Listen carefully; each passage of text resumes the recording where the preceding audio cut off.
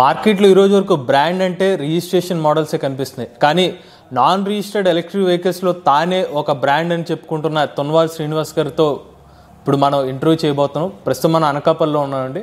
తక్కువ రేట్లో అయిన ఎలక్ట్రిక్ వెహికల్ డీలర్షిప్ ఇస్తామని చెప్తున్నారు. తన డీలర్షిప్ రూటే సెపరేట్ అంటున్నారు. ఆ రూట్లోకి మనం కూడా వెళ్దాం. శ్రీనివాస్ గారు నమస్కారం. నమస్తే అండి, కృష్ణ చైతన్య గారు. సార్, నాకు చిన్న డౌట్. ఇవాళ డీలర్షిప్స్ అంటే రోజుకి 10 కంపెనీలు వస్తున్నాయి ఎలక్ట్రిక్ వెహికల్ డీలర్స్ అని. మా డీలర్షిప్ కావాలంటే మా డీలర్షిప్ తీసుకోమని చెప్తున్నారు. మీరు కూడా ఇప్పుడు డీలర్షిప్ స్టార్ట్ చేయబోతున్నారు, ఎలక్ట్రిక్ వెహికల్ డీలర్స్ కావాలని. మీదే ఎందుకు తీసుకోవాలి, వేరే వాళ్ళది ఎందుకు తీసుకోకూడదు అంటే ఏం చెప్తారు? మెయిన్ ఎలక్ట్రికల్ వెహికల్స్లో డీలర్షిప్ అనేది పెద్ద మ్యాటర్ కాదండి. ఎవరికైనా ఇవ్వచ్చు. ఇది మ్యాటర్. అమ్మేది ఎవరైనా అమ్మేయచ్చు. ప్రాబ్లం వచ్చినప్పుడు నిలబడడం అనేది డీలర్కి తెలియాలండి. ఫస్ట్ మార్కెట్ గత 10 సంవత్సరాల నుంచి మీరు అబ్జర్వ్ చేస్తున్నారు కదండి, ఎన్ని ఒడిదుడుకులు ఇబ్బంది అయింది. ప్రతి ఒడిదుడికి నిలబడి డీలర్ నిలబడ్డాడంటే ఆడ రైట్ డీలర్. నా దగ్గర డబ్బులు ఉన్నాయి కదా అని చెప్పి నాకు డీలర్షిప్ ఇచ్చేయండి అంటే నేనైతే డీలర్షిప్ ఇవ్వనండి. ఫస్ట్ వాళ్ళకు కొన్ని క్వాలిటీస్ ఉండాలండి. డీలర్షిప్ అనేగానే నేను డబ్బులు తీసుకొచ్చి నాకు అలా చాలామంది డీలర్షిప్ కావాలని వస్తూ ఉంటారు. నేను అలా ప్రతి ఒక్కరిని యాక్సెప్ట్ చేయనండి. డీలర్షిప్ కావాలని వస్తే ఫస్ట్ వాళ్ళకి ప్రోడక్ట్ నాలెడ్జ్ ఉందా లేదా, ఇండస్ట్రీ నాలెడ్జ్ ఉందా లేదా, ఏవైనా ప్రాబ్లం ఎలక్ట్రికల్ వెహికల్ ఇండస్ట్రీలో వచ్చి ఏమైనా ప్రాబ్లమ్స్ వస్తే ఆ ఒడిదుడుకులు నిలబడగలడా లేదా, ఇలాంటి చాలా ట్రైనింగ్ ఉంటుందండి మా దగ్గర. ఆ ట్రైనింగ్ అన్నింటికి వాళ్ళు నిలబడి చేస్తానంటేనే మనం డీలర్షిప్ ఇస్తాం. ఇంకోటి డీలర్షిప్ గురించి మాట్లాడుకుంటే మార్కెట్లో ఈరోజు డిపాజిట్లు ఎక్కువ కట్టించుకుంటున్నారు. అంటే ఆ డిపాజిట్లతోనే ఒక 20 బండ్లు వచ్చేదని డిపాజిట్ తీసుకునేసరికి అందరూ డీలర్షిప్ తీసుకునే పరిస్థితి. మీ డీలర్షిప్ తీసుకుంటే కూడా మీరు కూడా డిపాజిట్ తీసుకుంటున్నారా? మేము యాక్చువల్గా అంటే ఎటువంటి డిపాజిట్ కూడా ₹1 కూడా తీసుకోమండి. డిపాజిట్ తీసుకోవాలనుకుంటే డిస్ట్రిబ్యూటర్ లెవెల్ అంటే జిల్లా స్థాయిలో మీరు డీలర్షిప్ చేద్దామని అనుకుంటే వాళ్ళ దగ్గర మాత్రం కంపెనీకి డిపాజిట్ కట్టిస్తాను నేను. ఎందువల్లంటే ఆంధ్రప్రదేశ్ స్టేట్ మొత్తం డీలర్షిప్స్ కంపెనీ కూడా నా మీద వదిలేశాడు. మీరు ఆంధ్రప్రదేశ్ ఇంతకు ముందు తెలంగాణ కూడా మా చేతిలోనే ఉండేది. కొంచెం తెలంగాణలో మంచి డీలర్ ఒక ఆయన దొరకడంతో, మంచి ఒబీడియంట్ ఆయన ఒక ఆయనకు అన్ని కెపాసిటీ ఉండబట్టి ఆ తెలంగాణ మటుకు వాళ్ళకి ఇచ్చారు. ఆంధ్రప్రదేశ్లో కూడా ఇంకా మీరు చేయండి, మీరు మంచి డీలర్షిప్స్ని మంచి డీలర్స్ని ఎవరిని ఉంటే మీరే అపాయింట్ చేసుకోమని మా కంపెనీ వాళ్ళు మాకు భరోసాగా మా మీద పెట్టారు, మా నెత్తి మీద పెట్టారు. మేము దాన్ని చాలా రెస్పాన్సిబుల్గా తీసుకుని ఎవరు పడితే వాళ్ళకి ఇచ్చేయకుండా, ఇప్పుడు ప్రాబ్లం వస్తే కస్టమర్ అడిగిన క్వశ్చన్కే నాకు ఎందుకు రా బాబు అనేటట్టుగా తయారైపోతున్నారు. డబ్బులు పట్టుకొస్తే ఆడు బిజినెస్ ఎంతసేపు బిజినెస్ మీదే, కానీ ఈ ప్రోడక్ట్ ఏ క్వాలిటీతో చేశాడు, అసలు దీని రేంజ్ ఏంటి, దీని ఏ క్వాలిటీ అనేది decidement calculation minimum product quality maintain చేసే నాలెడ్జ్ కూడా డీలర్కి ఉండాలి మినిమం. మీకు ఎంత డీలర్షిప్, ఎంత ఇన్వెస్ట్మెంట్తో డీలర్షిప్ ఇస్తారు? నేను డీలర్షిప్ అయితే నేనైతే కంపెనీకి అయితే ₹1,25,000 అండి. ₹1,00,000 రిఫండబుల్, ₹25,000 ఏమో మీకు ప్రమోషన్స్, బ్యానర్స్, కంపెనీ తాలూకా పిఓ మెటీరియల్ వచ్చేస్తుంది. అంటే ఆల్మోస్ట్ మీకు ఫ్రీయే డీలర్షిప్ అనేది. ₹1,25,000 కాకుండా బండ్లకి ఆర్డర్ డబ్బులు కట్టాలి. మీకు ఆర్డర్ వెహికల్స్ కావాలంటే అగెనిస్ట్ దీని డీలర్షిప్ తాలూకా దీని ప్రైస్ లిస్ట్ ఉంటుందండి. మీరు అగెనిస్ట్ ఆర్టీజీఎస్ చేస్తే 1 వీక్, మ్యాక్సిమం 1 వీక్ నుంచి 10 days లోపు మీకు డెలివరీలు ఇచ్చేస్తాం. ఇంతే, ఇంతకు మించి డీలర్షిప్కి అనేది ఏముండదు. మెయిన్ ఏంటంటే మీకు ఎవరు పడితే వాళ్ళకి డీలర్షిప్ ఇవ్వండి. మేము మీకు ప్రోడక్ట్ నాలెడ్జ్ ఉండాలి, ఇండస్ట్రీ నాలెడ్జ్ ఉండాలి.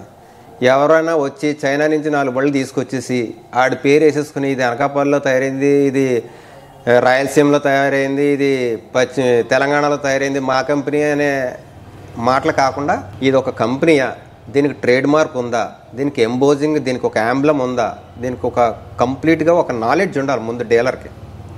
అది తెలియాలి. ఏ స్టిక్కర్ పడితే ఆ స్టిక్కర్ వేసుకొని చైనా బండికి ఇది మా కంపెనీలో తయారైంది, ఇక్కడ విజయవాడలో తయారైంది, గుంటూరుగా, ఎలాంటిది కాదు మాకు కావాల్సింది. మినిమం నాలెడ్జ్ ఉన్నవాళ్ళు ఎప్పుడు కూడా దీని మీద రీసెర్చ్ చేస్తారు. మీరు ఇప్పుడు మీ బండిలో ఎంత రేంజ్తో వెహికల్స్ ఇస్తున్నారు మీ డీలర్స్కి? ఎంత రేంజ్తో ఇవ్వడం అంటే మైలేజ్ ఏ రేంజ్తో స్టార్ట్ అవుతుంది? ఫస్ట్ 50 కిలోమీటర్స్ నుంచి స్టార్టింగ్ బేసిక్ బండి అండి మాది. స్పోర్ట్ 63 ఆల్రెడీ మీ ఛానల్లో వచ్చింది. స్పోర్ట్ 63 ఒక సెన్సేషన్ క్రియేట్ చేసింది ఇండియా లెవెల్లో. మీ ఛానల్ ద్వారా చాలా బాగా ప్రమోట్ అయింది. మీ ఛానల్ వీడియో రిలీజ్ చేశాక కంపెనీ వాళ్ళు స్టాక్ అందించలేని పొజిషన్లోకి మీ వీడియో తీసుకెళ్లారు. నిజంగా మీకు నిజంగా కృతజ్ఞతలు అండి. 463 మోడల్ అండి. ఇంకోటి మీ మీద ఒక చిన్న ఆరోపణ, చెప్పండి సార్. ఇలా ఇటువంటి మాటలే చెప్పి డీలర్స్ ను బుట్టలో వేసుకుంటారని చెప్పి కాస్త ఎక్కువ ఓవర్ హైప్ క్రియేట్ చేస్తారని చెప్పి. అదేనండి నేను మీకు చెప్పేది అదే. నేను ఎవరో పడితే వాళ్ళకి డీలర్షిప్స్ అనేది ఇవ్వనండి. వాళ్ళకు కూడా కష్టం నష్టం మంచి చెడ్డ అన్ని తెలియాలి. డబ్బులు పట్టుకొని వచ్చేస్తే ఈ రోజు అమ్మేయటం అనేది ఇంపార్టెంట్ కాదు. ఎవరన్నా కస్టమర్ వస్తే ఇందులో చాలా మీ దగ్గర ఉన్న డీలర్స్ అందరూ కూడా ఇలాగ నాలెడ్జ్ ఉన్న వాళ్ళే డీలర్స్ చేశారు ఇప్పుడు దాకా. కొంచెం బేసిక్ అంటే డీలర్షిప్ తీసుకునే వాళ్ళు అందరూ కూడా రీసెర్చ్ చేయాలి ఫస్ట్. ఏది కంపెనీ ఏది సొంత స్టిక్కర్ మెయిన్. ఇది కంపెనీయా లేదా స్టిక్కర్ వేసుకున్నాడా అది వదిలేసండి. మీరే బ్రాండ్ అని చెప్పారు. ఈ కంపెనీకి వచ్చిన తర్వాత వాళ్ళకి కొంచెం సిస్టమ్ మేము కొంచెం ట్రైనింగ్ ఇస్తామండి. సరే, ఇప్పుడు డీలర్షిప్ తీసుకున్నప్పుడు ఒక డీలర్కి కావాల్సిన భరోసా, టైంకి బళ్ళు వస్తాయా, ఒకవేళ వారంటీ ప్రాబ్లమ్స్ వస్తే ఎంత కాలంలో వారంటీ రీప్లేస్మెంట్స్ ఇస్తారు, దీనికి సమాధానం ఏంటి? ఇది ఖచ్చితంగా ఇది మంచి క్వశ్చన్ అండి.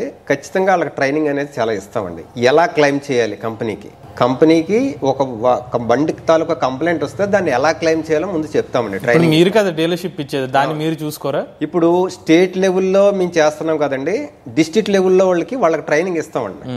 ఎలా క్లెయిమ్ చేయాలి. 100కి 99 కంప్లైంట్లు రావండి.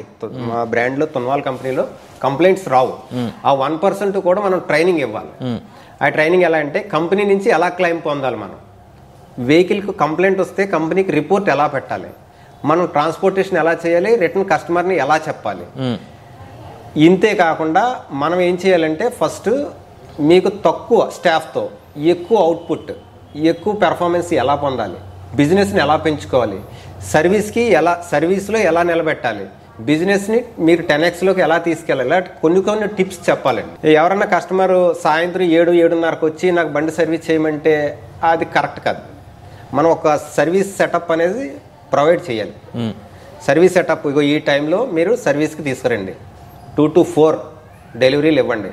మీకు బిజినెస్ మీద ఈ ఫోకస్ ఎక్కువ చేయండి, సర్వీస్ మీద ఫోకస్ ఎలా చేయాలి, ఇలాంటి చాలా రకాలైన మా దగ్గర ట్రైనింగ్ ఇస్తామండి.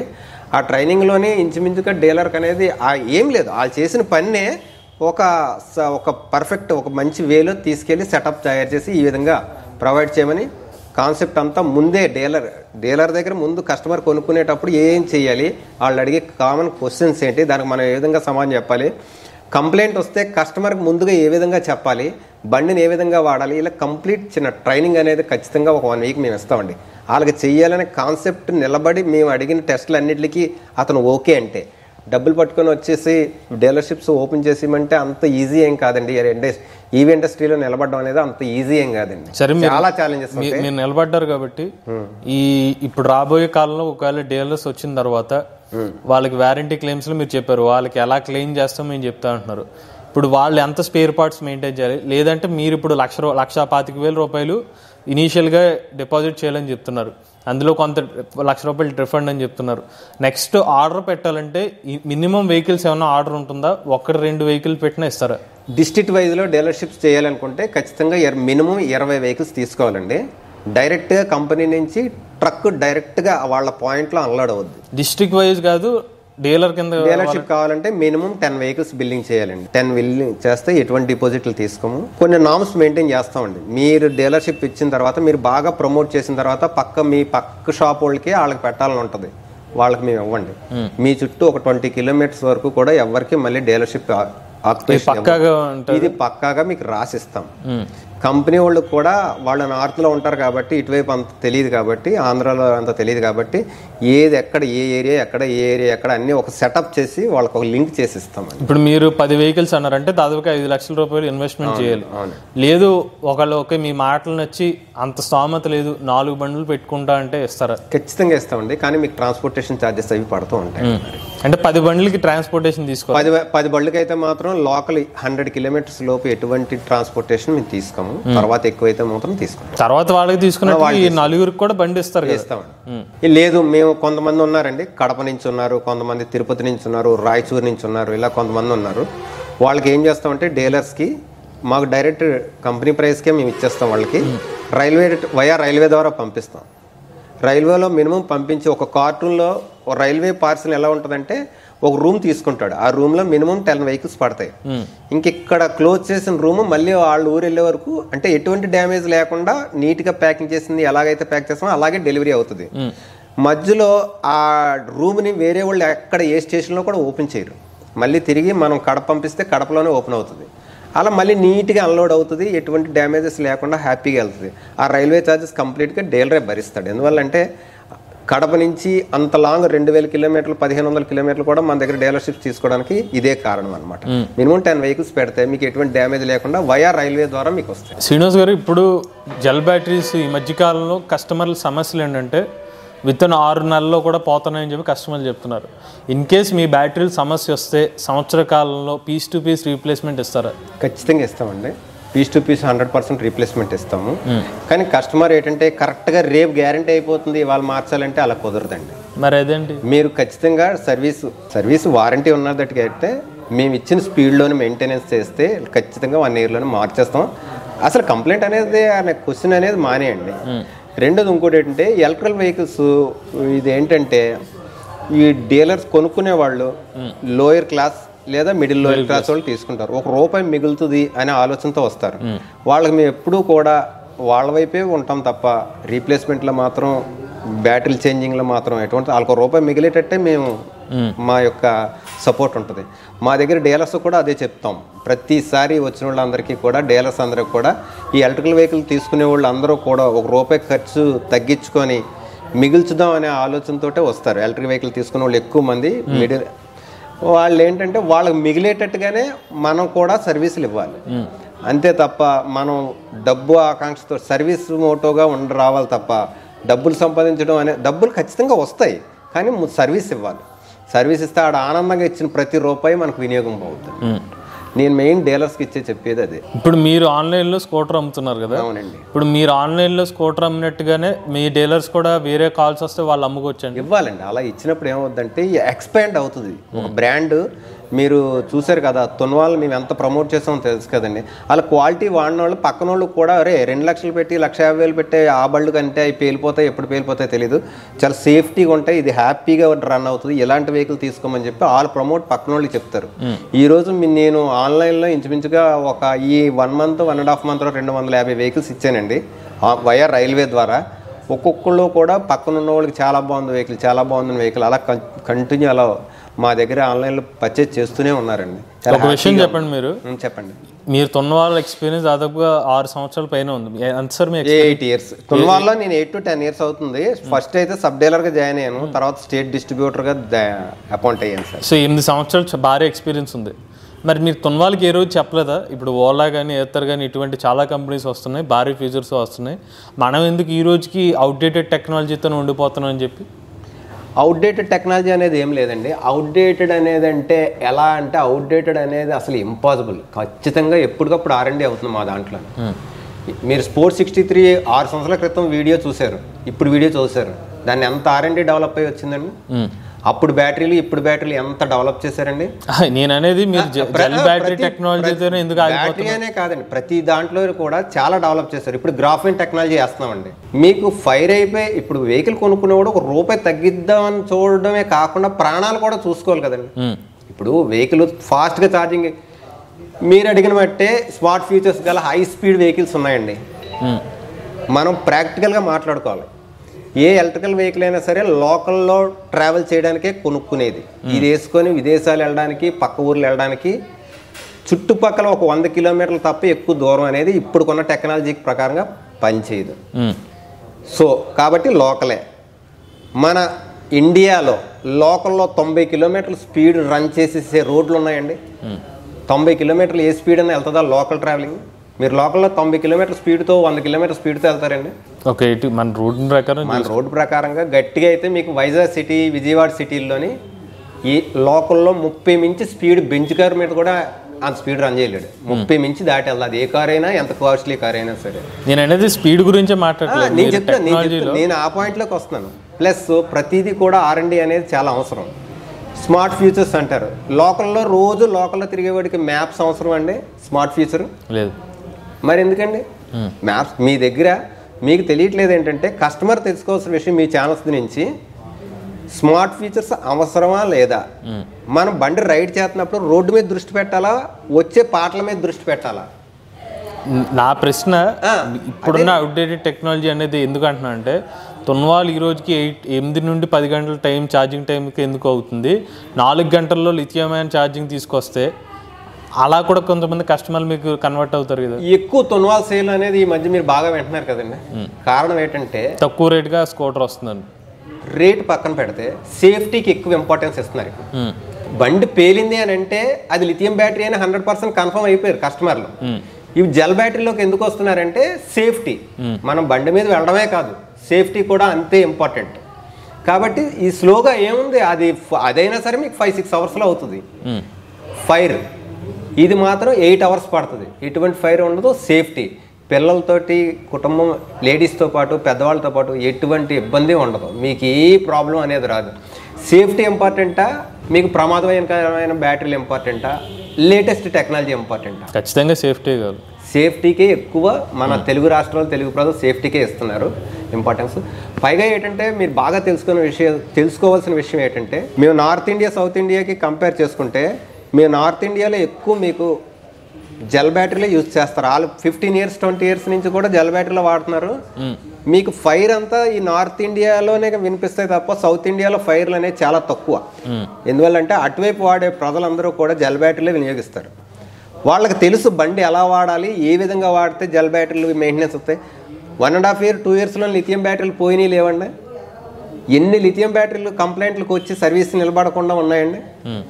ఎన్నో నెంబర్ 1 కంపెనీ, నెంబర్ 2 కంపెనీలు షోరూమ్ల ముందు 10-20 బళ్ళు అలాగా బ్యాటరీ రీప్లేస్మెంట్కి వచ్చి ఉండిపోయండి. ఎన్ని వీడియోలు ఇప్పుడు చూస్తున్నామండి బ్యాటరీ రీప్లేస్మెంట్ లేక. టెక్నాలజీ తక్కువ రేటుతో కొనుక్కున్నవాడేమో ఎక్కువ రేటు బండి కొన్నవాడు ముందు హ్యాపీగా వెళ్తాడు.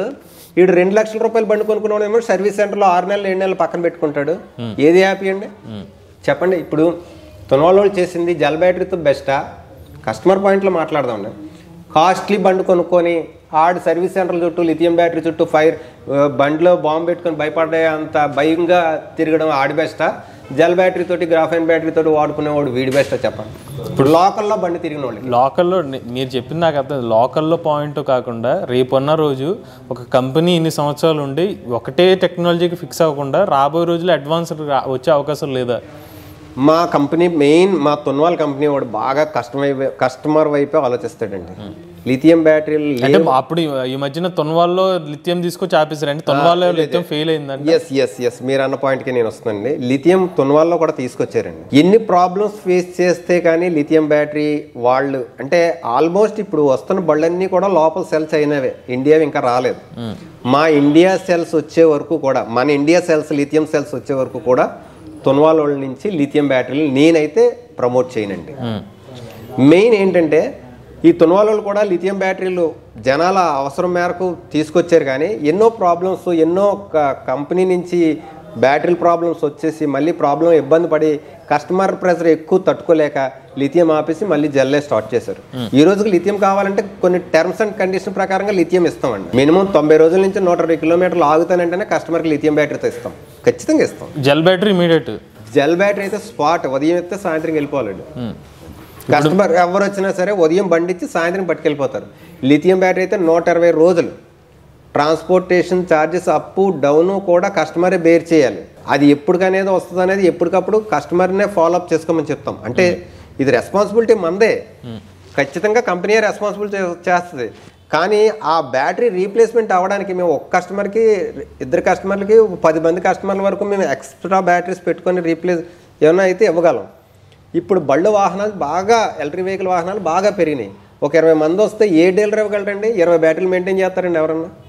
మెయింటైన్ చేయలేరు. కానీ ఖచ్చితంగా వారంటీలో మాత్రం 2 సార్లు లిథియం బ్యాటరీలు కంపెనీకి పంపించేస్తుంది. ఈ అనవసరమైన వారంటీల కోసం కస్టమర్లు ఎగబాడకుండా హ్యాపీగా తక్కువ వారంటీ, తక్కువ ప్రైస్లో బెస్ట్ హ్యాపీ అండ్ సేఫ్టీ బ్యాటరీలో వాడుతున్నారు. కంపెనీ కూడా దాని వైపే ప్రమోట్ చేస్తుంది.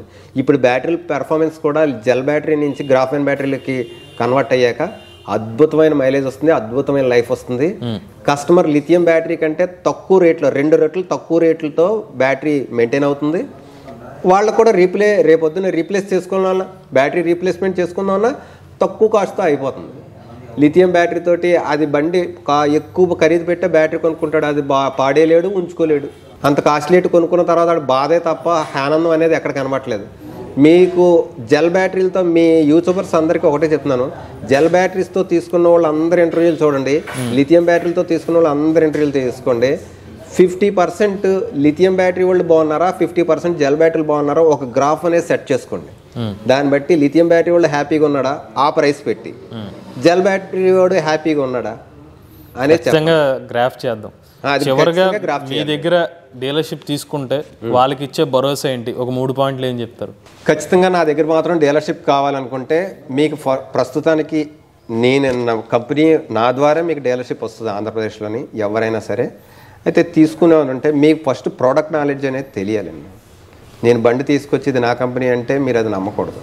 మీకు కూడా ఆ నాలెడ్జ్, ప్రోడక్ట్ నాలెడ్జ్ ఉండాలి, ఇండస్ట్రీ నాలెడ్జ్ కూడా ఖచ్చితంగా మీకు అనేది తెలియాలి. అది మీరు ఇస్తారు? లేకపోతే అది మేము ఇస్తాం. మేము ఎలా ఉన్నది అనేది మేము చెప్తాం. రెండు మీకు ఏ విధమైన జనాలతోటి ఏ విధమైన క్వశ్చన్స్, జనాలు అడిగే క్వశ్చన్స్ కానీ, కస్టమర్లు అడిగే క్వశ్చన్స్ కానీ ఎటువంటి ట్రైనింగ్ ఇవ్వాలి మీకు అనేది మేము ఖచ్చితంగా మీకు ట్రైనింగ్ ఇవ్వాలి. అంతేకాకుండా మీ యొక్క సర్వీస్ టీమ్ని కూడా ఎలా బిల్డ్ చేసుకోవాలో మేము ట్రైనింగ్ ఇస్తాం. మెయిన్ ఇందులో ఏంటంటే మీకు ఎటువంటి ప్రాబ్లం వచ్చినా సరే, ఇండస్ట్రీ ఎటువంటి కుదుపులకు లోనైందో మీకు ఆల్మోస్ట్ కింద దసరా కాక బిఫోర్ దసరా, మొన్న దసరా కాక బిఫోర్ దసరా ఒక తెలంగాణలో ఒక ఇష్యూ అయితే మొత్తం అది ఇండస్ట్రీ మీద మొత్తం దెబ్బ పడింది. అవును, ఫైర్ ఇన్సిడెంట్. అలాంటప్పుడు కూడా చాలామంది డీలర్స్ వదిలేసి వెళ్ళిపోయారు. అలా వెళ్ళిపోకూడదు. అలా అయినప్పుడు మనం ఎలా నిలబడాలి అది కూడా మీరు ఇస్తారు. అది కూడా ఉండాలి. ఒక్క సేల్స్లోనే ఆధారపడి ఉండకూడదు ఏ డీలర్ కూడా.